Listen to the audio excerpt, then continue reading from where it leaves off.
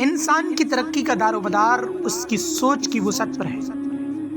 جب تک فکر کے دریچے محدود رہیں گے، کامیابی کے راستے بھی محدود رہیں گے۔ وسیع سوچ نہ صرف نئے مواقع پیدا کرتے ہیں، بلکہ انسان کو اپنی صلاحیتوں کو پہچاننے اور بہتر بنانے کا موقع بھی دیتی ہے۔